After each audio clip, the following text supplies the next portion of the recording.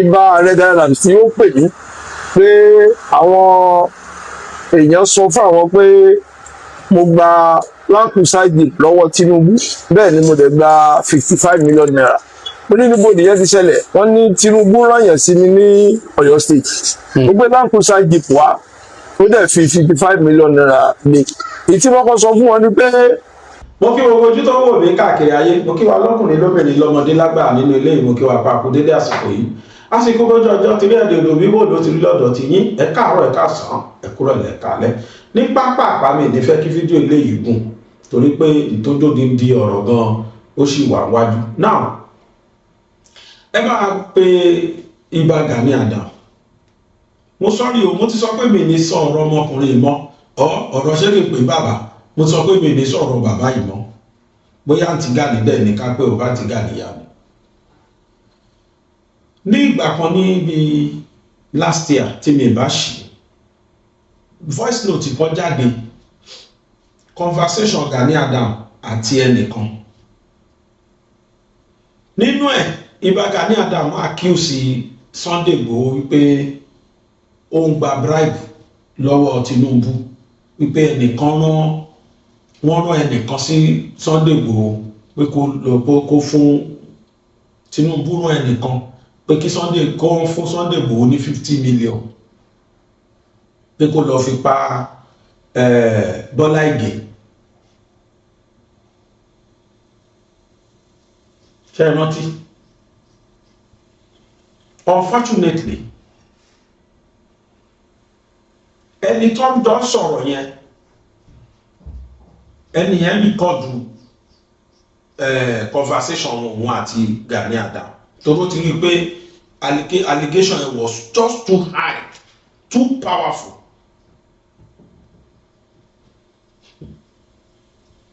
mo rò pa ayé Ọbásanjọ́ ni wọ́n pa Bọ́lá Ìgè kí ló kan Tinubu gba ẹ̀ gọ́fúnà ní Tinubu wa ó ní Igboho gba 50 million nígbà ẹ̀ lọ́wọ́ Tinubu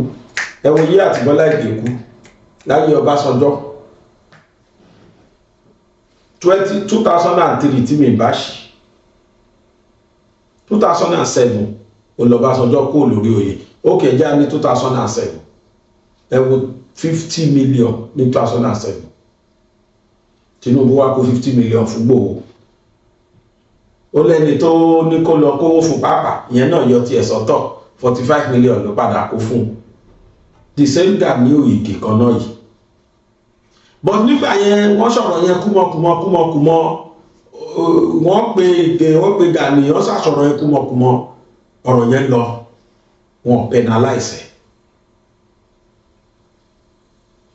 ǹjẹ́ mọ̀ pé kán wà nínú ọmọ Gani tí Gani tún accuse again wípé Tinubu tún kówó fún the same million again ó lẹ́rí ta fi wọlé ẹ̀ kódà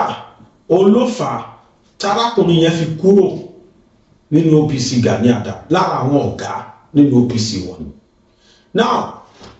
ìbéèrè tí mo fẹ́ bi Ìbà Gani léèrè ni wípé kí n tó ní kán lọ play fídíò yẹn ìbéèrè tí mo fẹ́ bi ni wípé kí lẹ̀ṣẹ̀ tí Tinubu ṣẹ̀ gan àti pé ṣọmọ Yorùbá ni Gani Adams lóòótọ́ that is my question. question mẹ́ta ni pàápàá àkọ́kọ́ ṣó lóṣèlú ni Gani Adams ni ṣó ti gbà àsìkò lóṣèlú lòun PDP mẹ́bà dẹni ṣó accept tó bá wá rí bẹ́ẹ̀ kó gbé po Kakanfò kó gbé sílẹ̀ he has no right as Kakanfò kó wà ní pátì kan tí ò bá joyè balógun ilẹ̀ Yorùbá ń sìn ó lè wà pátì tó bá wù ó lè ṣẹgbẹ́ tó bá wù ó lè ṣòṣèlú tó bá wù because if you belong to one party bẹ́ẹ̀ tí jọ máa dà lúrú ló máa kódà kó wà ní APC kó resign kó nípò Ààrẹ Ọ̀nà Kakanfò kódà kó ní APC member because tí PDP bá wà lórí oyè yìí wá sí APC member kí ìlú má dà ló máa wá kí ìlú má dà kẹ́ ẹ lè score cheap point as opposition ló máa wá tógun bá ṣẹlẹ̀ láyé PAP nígbà tí PDP wà gan fún president tó bá ń pa wá lọ́mọ ó ní fẹ́ jà torí pé opposition yẹn inú ẹ̀ á dẹ̀ máa dùn ní pé ìlú dàrú láyé PDP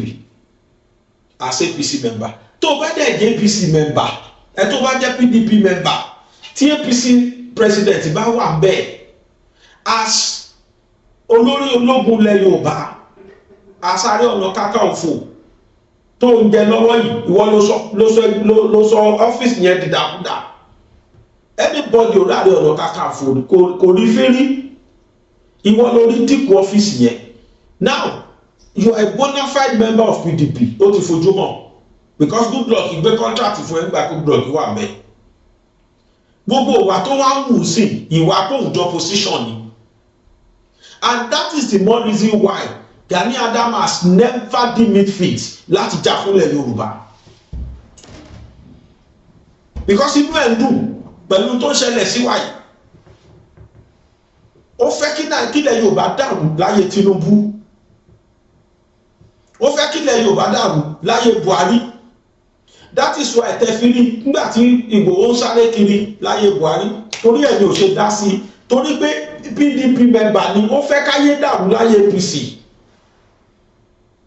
The way me I'm looking at this man gbogbo jíyàn gbé ilẹ̀ Yorùbá ìgbọ̀n bóyá ni ò mọ̀ ń pa ẹ̀ bóyá ni kò mọ̀ ń pa ẹ̀ torí inú gbogbo àwọn position dùn bọ́n ṣe ń jí wa gbé ilẹ̀ Yorùbá bọ́n ṣe ń jíyàn gbé Nàìjíríà that is why tó fi jẹ́ pé greatest pápẹ́ tí wọ́n dẹ sílẹ̀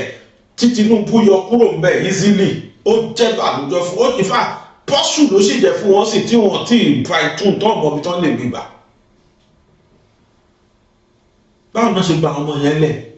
láì pa kankan nù wọn torí script tí wọ́n kọ script kí wọ́n pa àwọn ọmọ yẹn ní script tán kọ at least kan pa àwọn tó jẹ́ kéékèèké nù wọn yẹn dáadáa kán lè win sympathy káwọn èèyàn lè yẹ kúrò lẹ́yìn Tinubu káwọn èèyàn lè hate Tinubu ó ní plan tán kọ sílẹ̀ tẹ́lẹ̀ unfortunately for them Tinubu knows his pros and cons ó yọ kúrò easily wọ́n ní sàn ọmọ yẹn ó jẹ́ bàlújẹ́ fún this saying when you go to social media you see them lamenting all around wọn kì náà lọ́ ṣe ń sunkún kiri and Gani Adams wà nù wọn so him being our Ààrẹ Ọ̀nà Kakanfò it is never worth it kò worth ká máa ká jì ládùúlẹ̀ kí máa yẹn jẹ ààrẹ àwọn powerful allegation ló fi ń kan president ó ti sọ sẹ́nu rí pé òun àtijọba tó wà bẹ́ẹ̀ yàwó gbà tara wọn aṣọ ọmọ Yorùbá aṣọ olórí ológun ilẹ̀ Yorùbá gọ́fìmẹ̀ntì tó bá ń dé tó jọ ọmọ Yorùbá ó yẹ kẹjọ wà báyìí ni kó o lè máa gbàṣẹ ká ẹ lè jọ wà máa fún ní information lórí kí ni ààbò ilẹ̀ Yorùbá ẹ ó yẹ kẹjọ parapọ̀ ṣé bí káwá ti láàbò ilẹ̀ Yorùbá la fẹ́ bọ́n ṣe ní Gani Adams ṣòṣèlú pẹ̀lú ẹ̀ ikọ́ tó ti jáde náà ọmọ lẹ́yìn ẹ̀ tó jẹ́ pé the same allegation tó fi kan Ìgbòho ló fi kan máa yẹn náà the same Tinubu náà ló tún parọ́ mọ́ ìgbé a sọ̀rọ̀ Ìgbòho sí ọ̀tọ̀ ní ìjà Gani àti Ìgbòho ọ̀tọ̀ ní tó tún bó lórí orílẹ̀-èdè jà báwo làwọn Yorùbá ṣe fẹ́ gba ẹ̀tọ́ wa lórí ààbò nígbà tí wọ́n tán fi ṣe Ààrẹ Ọ̀nà Kakanfò bá ń bó lórí orílẹ̀-èdè jà pàápàá jùlọ tó tún jẹ́ ìran ẹ̀ ẹjá wo fídíò yẹn kẹ́ gbọ́n kan tí bá yẹn sọ. èmi ni mo lead OPC Gani Adams fashion ní Ọ̀yọ́ state as a state coordinator for the 8 years lẹ́yìn tí kò sí ẹnikẹ́ni tó lórú ọdún yẹn rí látìgbà tí OPC Gani Adams tó ti ń function ní Ọ̀yọ́ state yìí ẹni tó lò jù ló lọ ọdún 5 bẹ́ẹ̀ tó gbé ní fọ́nà so mo lò ọdún 8 ó lé díẹ̀ àkídẹ̀ ló fà á tí mo fi kúrò níbẹ̀ torí tí ò bá nídìí obìnrin kì í jẹ́ kú mólúkù mo gbọ́dọ̀ ṣàlàyé ohun tí mo ṣe kúrò níbẹ̀ àkọ́kọ́ ní 2023 during the general election tí wọ́n ń ṣe ètò ìdìbò ààrẹ ó ní irọ́ kan tí kò jọ mọ́ tèmi ni wọ́n pa láti national body léyìí tí ibà Ààrẹ Gani Adams tí ó pè mí pé àwọn èèyàn sọ fún àwọn pé mo gba lákùsáìdì lọ́wọ́ Tinubu bẹ́ẹ̀ ni mo dẹ̀ gba 55 million naira mo ní níbo nìyẹn ti ṣẹlẹ̀ wọ́n ní Tinubu rányàn sí mi ní Ọ̀yọ́ state ó gbé lákùsáìdì wá ó dẹ̀ fi 55 million naira lé ìtí wọ́n kọ́ sọ fún wọn ni pé so possible kí Tinubu fi Èkó sílẹ̀ ó má rí ẹ̀yin tí ẹ jẹ́ president ìwà nígbà náà gẹ́gẹ́ bí olórí ẹgbẹ́ ó wá máa bọ̀ wá bá èmi state chairman ní ìpínlẹ̀ Ọ̀yọ́ mo ní irọ́ tó jọ mọ́ irọ́ tí ò papọ̀ rárá mi irọ́ tó jìnnà sóòótọ́ ni. lẹ́yìn ọ̀rọ̀ tẹ́mi àti wọ́n sọ lórí fóònù wọ́n ní kí n rí i pé mo wá sí meeting níjọ́ Tuesday not only me the state coordinator Ọ̀ṣun state comrade Adédèjì Aládé Ṣàwẹ̀ àwa méjèèjì ni wọ́n jọ fi ẹ̀sùn yẹn kàn ìgbà tó dẹ̀ di Tuesday yẹn so mo lọ bí a ṣe máa ń lọ every blessed Tuesday ni a máa ń wà ní Èkó fún national meeting we call it NCC meeting National Coordinating Council meeting so every blessed Tuesday ni mo máa ń wà níbẹ̀ and not only me including my secretary and gbogbo àwọn state yòókù náà bí a ṣe jọ máa ń pàdé níbẹ̀ nìyẹn so ìgbà tí máa débẹ̀ wọ́n ti arrange ìbúra sílẹ̀ wípé tí a wá búra mo dẹ̀ búra ẹnìkejì mi náà tí wọ́n àlejò náà state coordinator Ọ̀ṣun state Aládé Ṣàwẹ̀ òun náà búra ìgbàgbọ́ mi ni pé gẹ́gẹ́ bí ẹgbẹ́ ilẹ̀ Yorùbá ìbúra la fi máa ń díwọ̀n àwọn abèṣe láàrin ẹgbẹ́ àgẹ́gẹ́ bí ohun tí èmi gan tí mo nígbàgbọ́ tí a bá lẹ́nu ààrẹ Gani Adams gbà náà ni pé ẹni tí ó bá ti lè búra wípé nǹkan bá ò ṣe o tàbí ò ṣe o ó kú òun ó ku ìbúra àni mo búra ẹnìkejì mi náà tó jẹ́ Aládé Ṣàwẹ̀ state coordinator Ọ̀ṣun òun náà búra wọ́n á rí pé lẹ́yìn ìbúra yẹn ọ̀rọ̀ yẹn wọ́n tún yìí repeat ẹ̀ wọ́n pe àwọn executive lọ́yọ̀ state bí wọ́n ní ṣé wọ́n gbọ́ nǹkan àwọn ṣe àwọn ẹ̀sọ́ gbọ́dọ̀ àwọn ṣe kankan wọ́n ní wọ́n gbọ́ lọ́wọ́ Tinubu àbí mo ṣe bá yín sọ̀rọ̀ yìí today tí mo bá yín sọ̀rọ̀ yìí mi ò tí ì fojúkojú pẹ̀lú Tinubu mi ò mọ bí tí Tinubu gbé lẹ́yìn kí n rí lórí Facebook àbí lórí tẹlifíṣàn bí tí mo ti máa rí Tinubu nìyẹn and then àsìkò gbádùn mo mọ̀ yìí pé Tinubu àti Ààrẹ Gani Adams wọn ò sí ní good rapport so èyí tẹ́mi gbàgbọ́ gẹ́gẹ́ bí ẹgbẹ́ tí mò ń ṣe ó ní pé ọ̀tá ọ̀gá mi by then ọ̀tá tèmi náà ni so ọ̀gá mi ò ní mọ̀ báyàn ṣe kí n máa sọ pé mo fẹ́ lọ bá ṣe even àwọn tó wà lọ́yọ̀ state ní tí wọ́n jẹ́ mẹ́mbà wa tí wọ́n wà fẹ́ ṣiṣẹ́ fún APC nígbà náà mo sọ fún wọn wípé kọ́ mọ̀ fi ọ̀rọ̀ yẹn kó bá mi o torí ọ̀dà tó wá ní wípé látọ̀rọ̀ Gani Adams ní pé ẹnìkan kan wá a ò gbọ́dọ̀ ní ohunkóhun ṣe pẹ̀lú tó jọ mọ́ ẹgbẹ́ APC by then bẹ̀tẹ̀ tó rú mi lójú mẹ́ ni pé lẹ́yìn ọ̀pọ̀lọpọ̀ ìbúra tí àwọn èèyàn ọ̀tọ̀kùlùlù dẹ̀ dá sí because mo ní láti gbọ́dọ̀ sọ fún àwọn èèyàn mo sọ fún ẹni tó jọmọ́ PA late Aláàfin Ọ̀yọ́ ikú bàbá yèyé Lámídì bàbá Lámídì Adéyẹmí wọ́n pe Ààrẹ Gani Adams wípé àwọn ti bá mi sọ̀rọ̀ mo dẹ̀ ní mo rẹ́dà ti búra wípé ibi tá a tún ti lè búra wà ní Ọ̀yọ́ sáwọn náà lè wá wọn làwọn ní ìdíyẹn táwọn èèyàn sọ báwọn làwọn ti gbọ́ mú pé gẹ́gẹ́ bí olórí ẹgbẹ́ tẹ́ bá ń gbọ́rọ̀ ẹ gbọ́dọ̀ ṣèwádìí ẹ̀ wọ́n ní wádìí gbogbo dájú bí ètò ṣe òtítọ́ mú lẹ́yìn ìgbà náà mo tún lọ bá kábíyèsí Olúgbọ́n ní Ògbómọ̀ṣọ́ àwọn náà tún pe Ààrẹ Gani Adams ní life lójú mi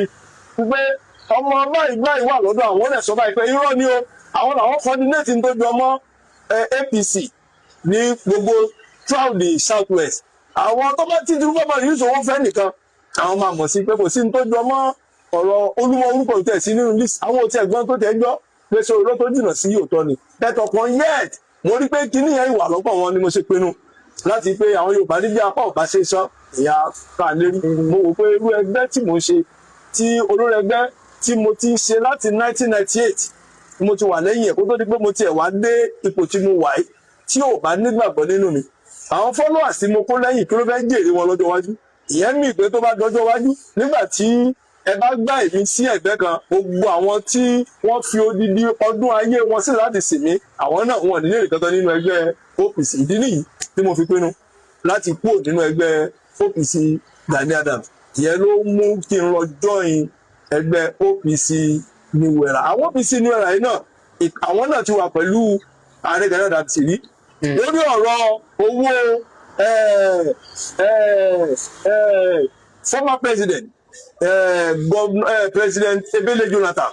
làwọn náà fi depart owó elépo yes pé owó yàpáàtì owó elépo pipeline ìgbà tí a lọ ṣe rally the guy must go ní ìlú Èkó nígbà yẹn so ó ní owó tí wọ́n san fún Ààrẹ Gani Adams wípé kábi ṣe rally yẹn wípé kí wọ́n fi kick against ẹ̀jẹ̀ga wípé ó fẹ́ gbà bọ̀dì so Ebele Jonathan ní owó tó fún Ààrẹ Gani Adams lẹ́yìn tí ó hàn sí gbogbo ẹni tí ó jẹ́rú president wa báyìí Ààrẹ Sàdámù Arógundádé oníṣẹ́ èso wọn bàjẹ́ so pẹ̀lú ọ̀pọ̀lọpọ̀ àwọn tí wọ́n jẹ́ leaders nínú ẹgbẹ́ èyí tí Ààrẹ Gani Adams tó kùnà láti ná owó yẹn bí wọ́n ṣe dínkù náà so eléyìí ló mú ìbínú wá tí gbogbo wọn yìí ṣe kúrò lẹ́yìn Ìbà Gani Adams nígbà yẹn lẹ́yìn tí ó hàn sáwa táwa yìí bìlífù wípé èyí tí ààrẹ bá ń ṣe ẹ̀yìn ẹ̀ làwọn wà ó tó di pé ti tèmi náà wá délẹ̀ tèmi náà wá pinnu pé mi ò bá Ààrẹ Gani Adams mi ò bá ṣe mọ́ so eléyìí ló nídìí mi wá wò pé ok bí o tí ì fẹ́ kúrò ní OPC àti gbàngbà ẹgbẹ́ OPC ti pín sí méjì mẹ́ta tí má tẹ̀ sọ pé bí mo ṣe kúrò nínú ẹ̀yìn Gani Adams mi ò fẹ́ lọ sí ẹgbẹ́ pọ̀ tí wọ́n jẹ́ ẹgbẹ́ míì tí wọ́n lórúkọ míì ṣùgbọ́n mi ò fẹ́ kúrò nínú ẹgbẹ́ yẹn mo wá wò ó pé àwọn tí wọ́n kúrò lẹ́yìn Gani Adams tẹ́lẹ̀ yìí ọ̀rọ̀ wọn dàbí èso àdìmọ̀ràn yóò tó ti pẹ́ ó sàn jángẹ́lì tá àti ìbú rẹ̀ àwọn yẹn àtijọ́ mọ́ra wá ó tó di pé wọ́n kú àdìgbà táwọn náà ti rí bí adé ṣe fàmí fọ́ àwọn náà ti ń pè mí wípé ojú tèmi náà ti já o kí n mọ̀ bọ̀ kí n wá àwọn nídìí mi kí n wá jọ yẹn gbé àwọn pé tí n bá dẹ̀ jọ yẹn gbé àwọn promise mi pẹ̀lú akitiyan mi nípìnlẹ̀ Ọ̀yọ́ ẹ̀mí náà làwọn máa remain as a state chairman so ìdí nìyí tí èmi àti àwọn ìgbìmọ̀ mi because ìgbà tí mo kú ọ̀pọ̀lọpọ̀ òbítíbitì àwọn èèyàn tí wọ́n tẹ̀lé mi jáde tó tí a jọ jíròrò pé kí ni ká ṣe tó a dẹ̀ ṣe bó ṣe yẹ ká ṣe èyí tá a rí lábàjáde ni pé ká lọ sínú ẹgbẹ́ OPC ní wẹ̀rà lẹ́yìn tí mo wà nílé. ẹ ti rí ẹgbọ́n kan tí máa yẹn sọ ṣó yẹ kó rí bẹ́ẹ̀ this is another allegation again in tó yẹ kí DSS kan investigate ni ó lọ máa yẹn náà tún búra wípé òun kẹ̀ òun gba kọ́bọ̀ lọ́wọ́ Tinubu òun ò mọ Tinubu òun ò tiẹ̀ rírí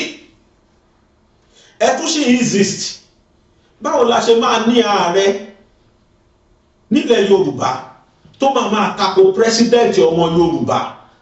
báwo ló ṣe fẹ́ gbà lọ́wọ́ president yẹn nǹkan tó ń jẹ́ ààbò nílẹ̀ Yorùbá you are now reciting o tún sọ di poem mo kọ lẹ́tà wọn ọ̀nà lẹ́tà ẹ̀yẹ sọ fún ìjọba kó fi gbà mí láyè kíjọba tó bá ṣọ̀rẹ́ olórí wa olórí ológun wa balógun wa generalismo wa tá a gbọ́kànlé kó máa gbèjà wa nílẹ̀ Yorùbá ó ń bá president tó yẹ kó gbàṣẹ lẹ́wọ́ ẹ̀ tó yẹ kó jọ liaise tó yẹ kó máa béèrè nǹkan tí ilẹ̀ Yorùbá máa fi ní ààbò ó ń bá president yẹn ṣọ̀tá yet you are still calling yourself Ààrẹ Ọ̀nà Kakanfò ṣé báyẹn mọ̀ tí kò sì wà dípò yẹn DSS allegation tí máa yìí fi ń kan Tinubu lọ́tún tó fi ń kan lọ́sì ẹ investigate ẹ gbé ibi tí Ìgbòho ti gba 50 million àti ibi tí ọmọọṣẹ́ yìí náà tí Tinubu tó ti fún 50 million owó kíni ẹ gbé ẹbí léèrè mo ní sọ̀rọ̀ tó wà lárí gidi wọ́n lọ parọ́ tọra wọn jẹ́ńbẹ̀ kódà ó tiẹ̀ tó ṣe ó ṣàdúrà fúnlẹ̀ Yorùbá some people are too funny ọlọ́run bá mọ̀ some people are too funny ó sì rí rẹ̀ bí ẹni pé òun kò so lórí òun ẹni tó ń fi jẹ ààrẹ nílẹ̀ Yorùbá lẹ́wọ̀ yẹn pẹ̀lú àwọn atrocities tí báyìí kọ́ ní ti káàkiri àdúrà tó ṣe fúnlẹ̀ Yorùbá ó rèé o. ọdí Dámilọ́lá nìyẹn lórí ìbò gbogbo ìpínlẹ̀ tó wà nílẹ̀ Yorùbá abẹ̀sí lálùbáríkà Lagos State alálùbáríkà Ògùn State alálùbáríkà Ọ̀yọ́ State alálùbáríkà Ọ̀ṣun alálùbáríkà Oǹdó alálùbáríkà Èkìtì alálùbáríkà Kwara alálùbáríkà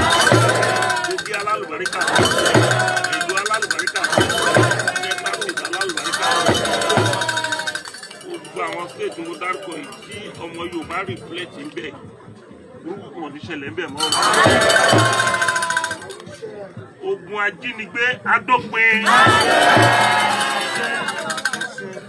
gbogbo inú igbó tí àwọn ajínigbé bá wà olú igbó olú ọ̀dàn wá lé wọn jìnnà o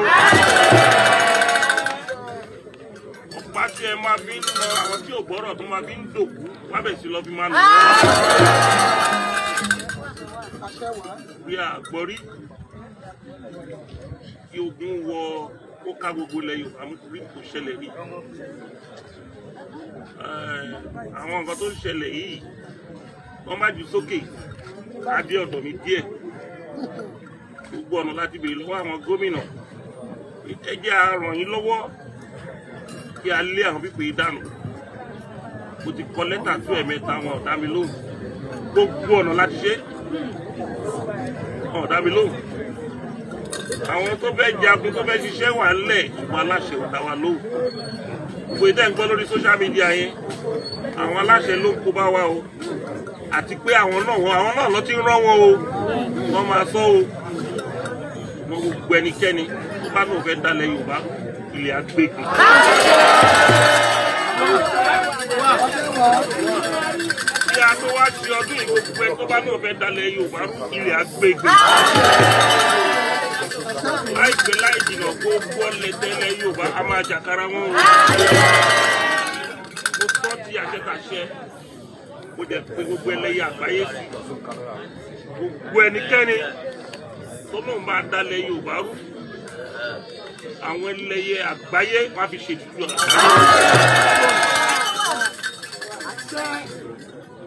ṣe bí a ṣe ń ṣe kékeré nílẹ̀ Yorùbá là ń rí tẹ́lẹ̀tẹ́lẹ̀ tí a bá ń bọ̀ wá sí ìlú wa a máa ń rí joyous news tó máa ń wà ní ọkàn wa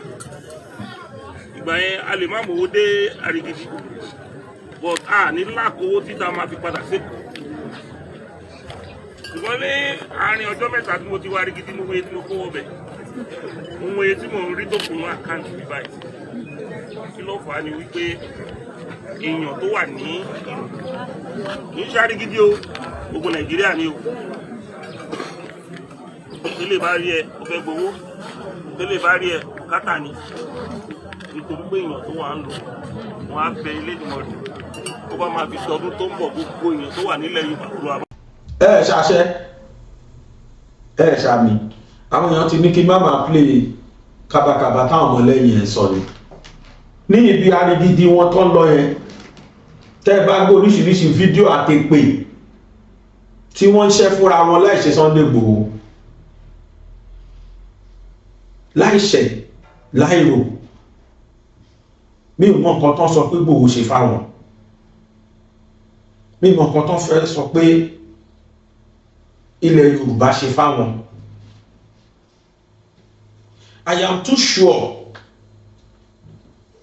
sure wípé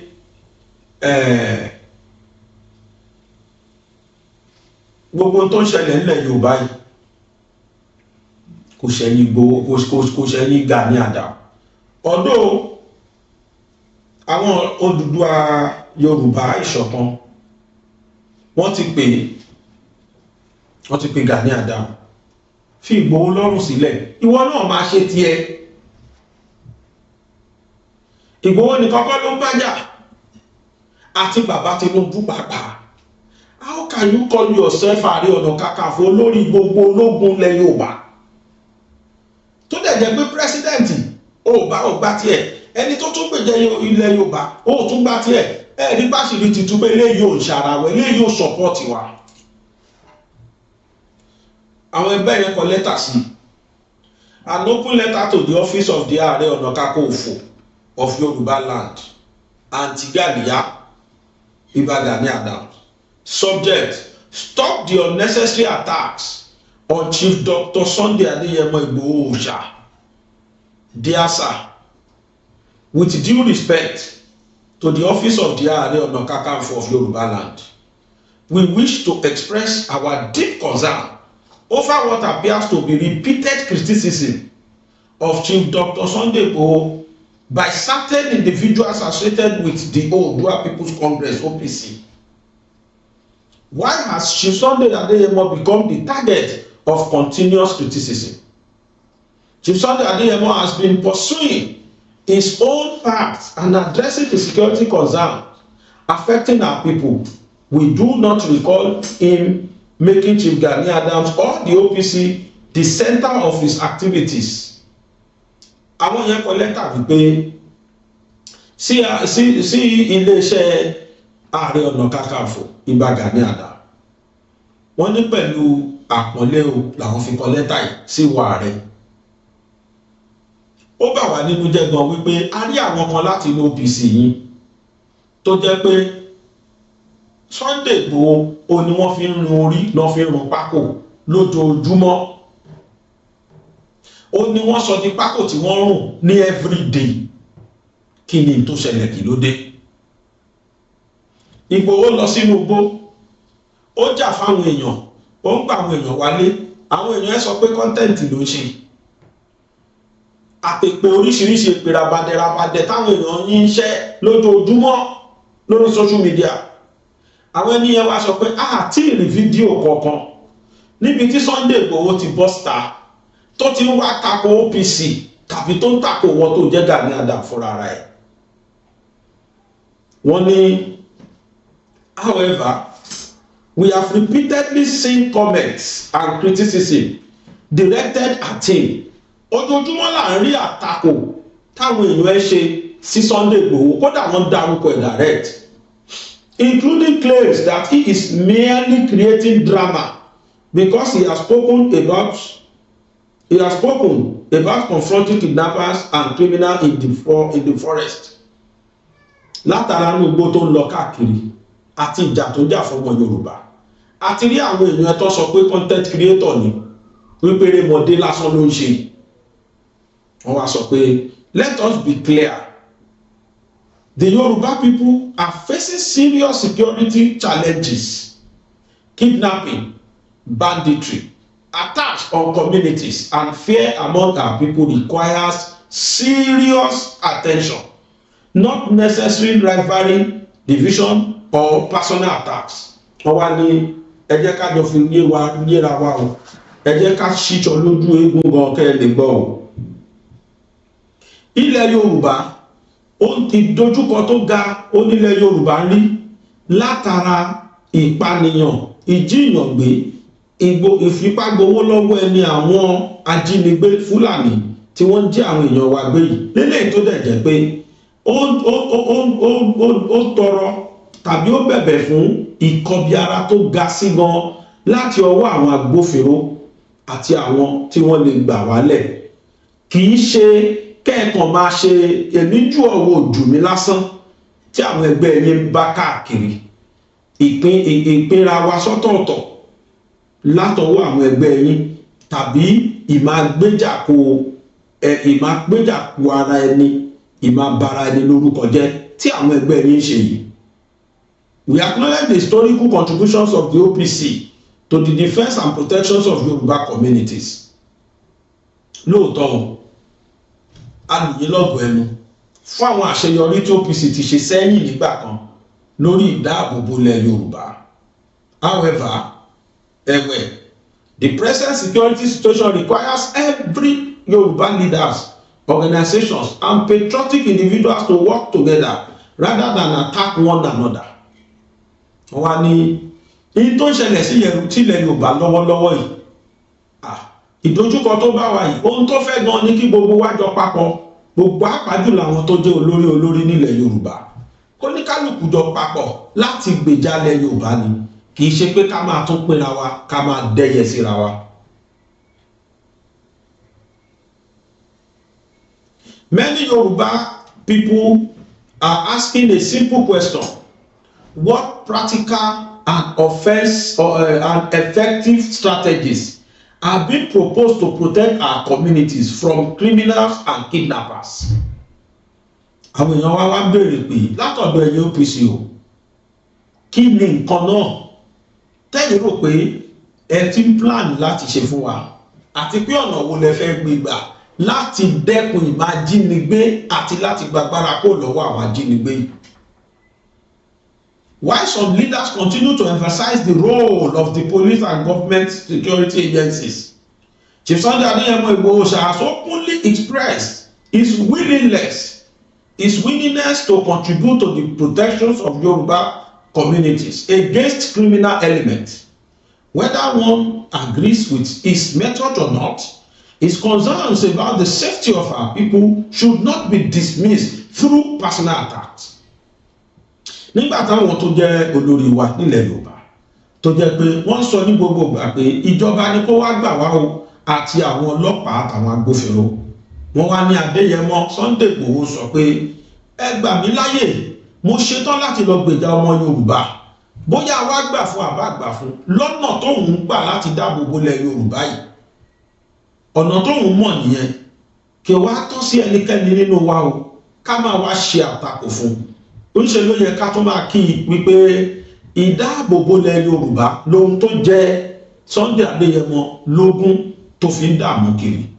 The Yoruba people need unity. Àwa Yorùbá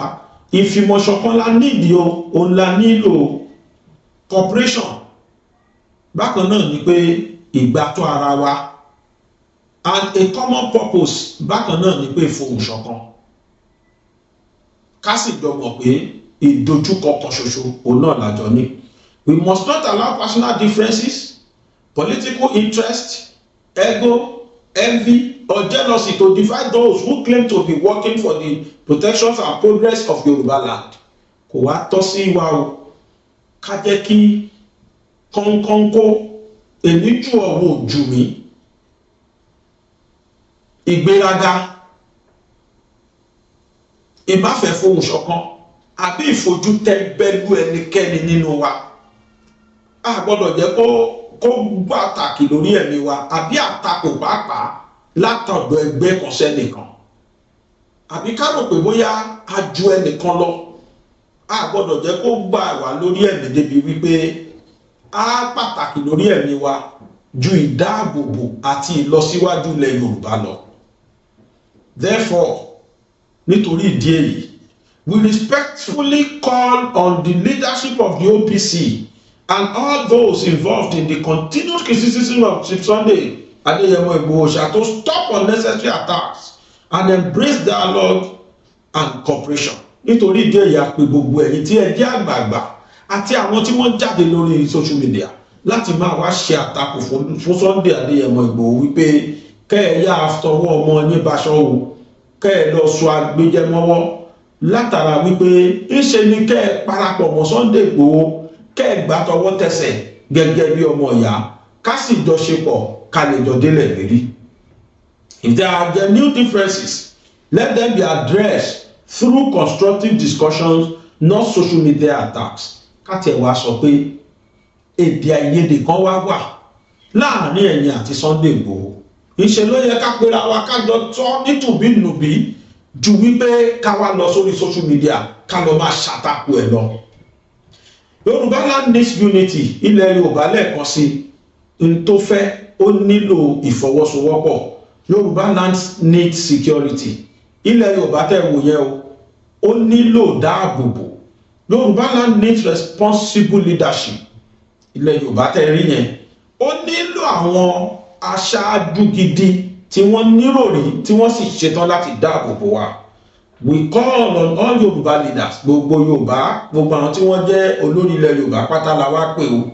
organizations, ẹgbẹ́ and patriots to put the interest of our people above personal rivalry.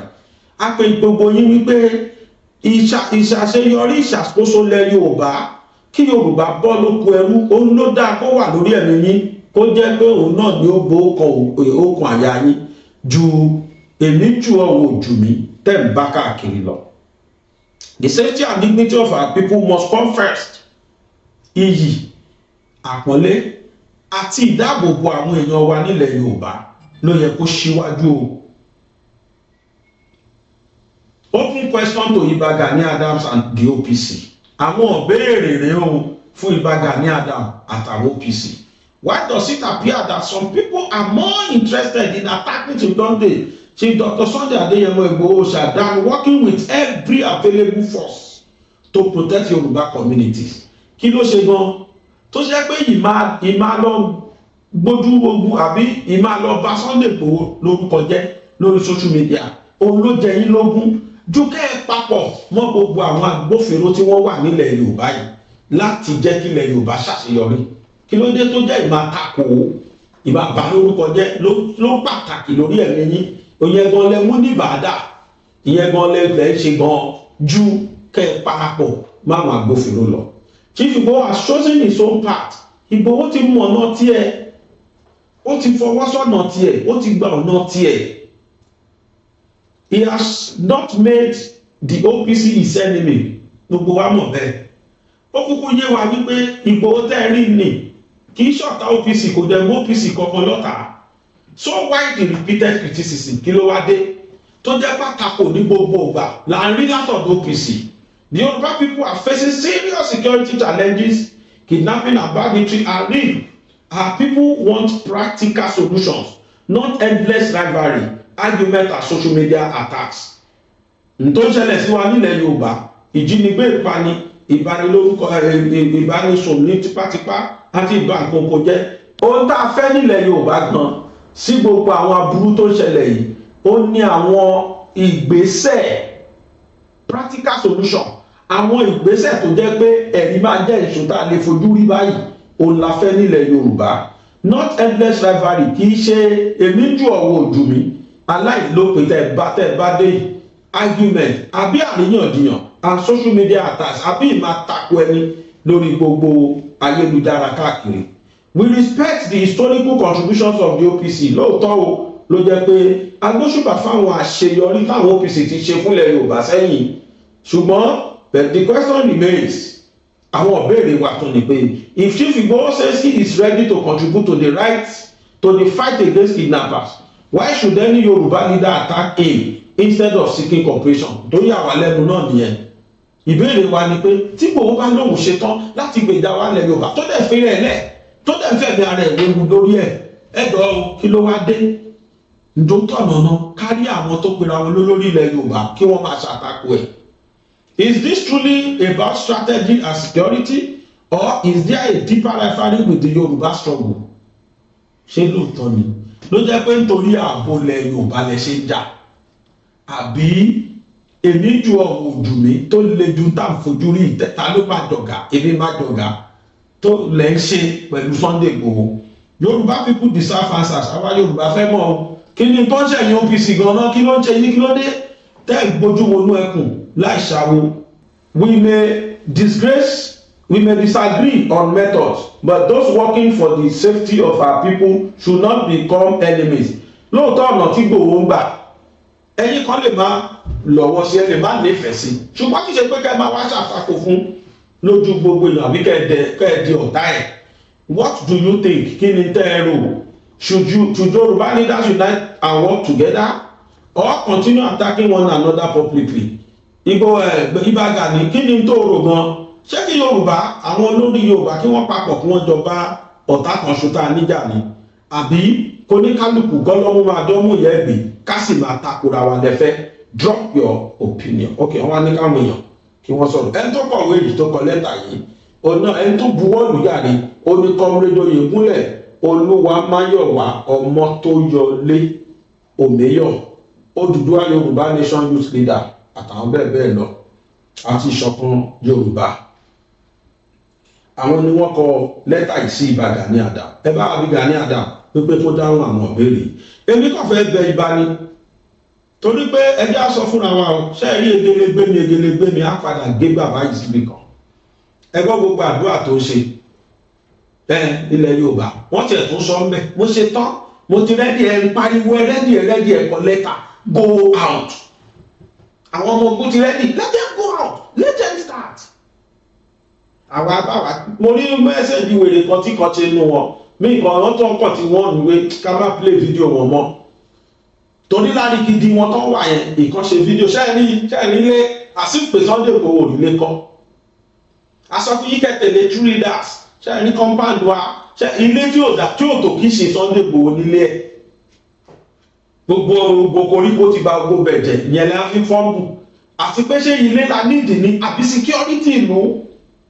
láti Èkó báyìí ní Fúlàní ti ń bẹ̀rù ibà títí ta fi débí ilẹ̀ ẹ̀rọ ni wọ́n bí gbógi Fúlàní kan rẹ bájìtì kan tó jáde síta sí wa ló ń fọ́n bùkù làwọn lọ́ọ́ bá fẹ́ mú yín bẹ́ẹ̀ bá ń padà lọ wọ́n á gbé inú yín gbẹ́rẹ́ bá rògbò mo kú tí wọ́n gbé ẹ bá lọ sọ ọba ẹ̀yìn lásọ̀mù náà ni ibà láti Èkó báyìí náà ti ń bẹ̀rù ẹ̀ làwọn Fúlàní ti sáko ilẹ̀ náà àti bájìtì lọ́nà àwọn yẹn dẹ̀ ń gbọ́ káyọ̀ wá lọ dènà dèyìn ìgbà yín náà sọ pé ètò lọ last aṣọ obìnrin ló wọ̀ jáde kó lù gbogbo fọ́ọ̀mù yìí ẹ̀ bá ra fọ́ọ̀mù àwọn Fúlàní ọkọ̀ yìí ń bọ̀ Ọlọ́run á ṣe dáadáa fún wa ṣe rí kò le ntí ò le gbogbo àwọn tó ń bá Tinubu ṣọ̀tá yìí gbogbo wọn máa padà sọkún gbẹ̀yìn ni torí gbogbo ẹni bá ní kílẹ̀ káwa ilẹ̀ Yorùbá wa má dáa irú ẹni bẹ́ẹ̀ ló máa kápò lẹ̀ tèmi mọ̀ nìyẹn ntí mo mọ̀ nìyẹn and then why attacking why lying against this man gbogbo tí ojúmọ́ fún yàn mílíọ̀nù bóyá ó sì máa lémi náà gba mílíọ̀nù àmọ́ ẹni tó bá ní kébì lọ pa kí ló dé why must you be doing this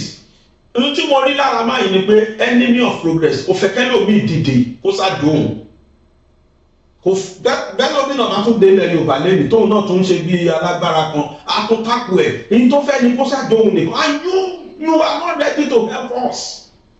ó ṣetán láti ràn wá lọ́wọ́ ilẹ̀ Yorùbá gbogbo ayé ń dàrú lọ báyìí oníkà fọwọ́ lẹ́rán ká máa retí káwọn gọ́fúnọ̀sì sọ̀rọ̀ gọ́fúnọ̀sì wo níbo làwọn gọ́fúnọ̀sì sọ pé àwọn àrùn trọ́tì ẹ̀ náà mọ̀ pé kankan ṣe wá ṣọ́ láwọn mọ̀ pé kankan ṣe wá lọ́wọ́ ayọ̀nu sí wa àṣírí mi ìtúnrẹ̀ o mo mọ̀ wá bọ́ọ̀sì ẹ̀ ní ká tún gbọ́ nǹkan tó tún sọ ọmọlẹ́yìn ẹ̀lẹ́ni tó sọ̀rọ̀ tẹ gbọ́ yẹn o kì í ṣára ta sí o despite the fact pé yẹn tún búra wọ́n tún torí pé wọ́n àtàkì máa yẹn Tinubu àti Ìgbòho náà fẹ́ fi bá dà ó dáa káwa náà máa fojú àwọn ẹni ilẹ̀ Yorùbá hàn fúnra wa báyìí ó dáa ká máa fi hàn ká lè mọ̀ pé ọ̀tá Yorùbá làwọn ilé láyọ̀. Gbàgede Ìmọ̀ TV níbi wọ́n ti ń dábì ẹnu tí wọ́n ń rọ̀ bí òwú. Gbàgede Ìmọ̀ TV láti ń gbóhùn sáfẹ́fẹ́ láti ń dábì ẹnu tá ń rọ̀ bí òwú. Gbàgede Ìmọ̀ TV Gbàgede Ìmọ̀ TV.